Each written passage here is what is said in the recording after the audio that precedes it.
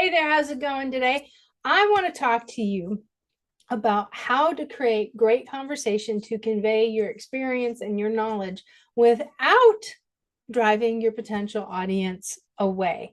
And look, this can happen, and I've seen it. We have some people out there in this world that just want to constantly convince their customer, their potential or their client that, hey, listen, I'm the person for the job because I have all this experience, I have all of this past knowledge, I have all, right? That doesn't always solve the person's problem. All it does is it just dump loads and downloads a lot of data on top of somebody. And also in the process of like over trying to convince could actually potentially drive somebody to the point where they don't want to talk to you anymore. Now, I've got somebody in my life who likes to do this to me on a regular basis, and it drives me absolutely batty. And this is somebody that I do business work. And all they do is constantly tell me what they've done, how many times they've done it, what their knowledge is.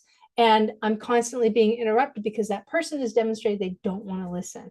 And that's exactly the kind of behavior that's going to detract you away from people who want to outsource you for the work, right? And it could be in any realm of drone business that you're in. It could be just simply by taking real estate pictures, or it could be doing data and measurement and larger scale projects.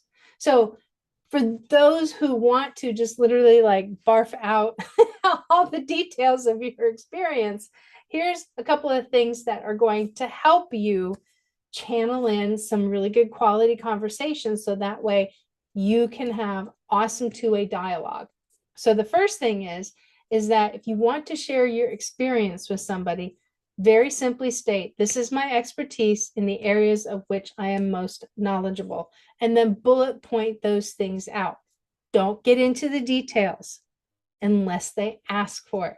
If they want to know about what kind of tech you're using, or what kind of drone you're using, or where your area of expertise is, and help them understand because there's something in that bullet point that triggered interest, then you can elaborate only in on that one topic. Make sure you stay on topic. The person that I'm referring to, I'll ask a question and then I get something that has absolutely nothing to do with what I just asked. Okay, it's very frustrating. And if you're talking to a prospect, they're going to move on to somebody that they feel that they can communicate better with. Because if they can communicate better with somebody, it means that they feel that they can work with that person, and that person understands them and will be able to deliver on promise. Okay, so that's the first one. The second one that you can use if you want to convey what kind of experience you've had with something is just very simply state, this is my previous experience in boom, boom, boom. Again, bullet point. If it's only one thing that you want to convey, you can say, this is my experience in flying drones and taking photographs on doing hail damage on roofs. And then lightly go into it, bullet point it, bottom line it. Your customer, your prospects, they're very busy people, just like you should be. They don't have time for you to go on. Okay, they don't.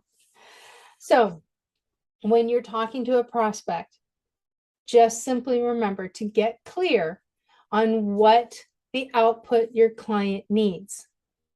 If you sit there and try and regurgitate all of this technical data, you're actually just brain dumping on them, and they don't feel that they're going to be able to work with you because you haven't addressed their number one problem yet. And the person that knows how to do that, I promise you, is going to get the business.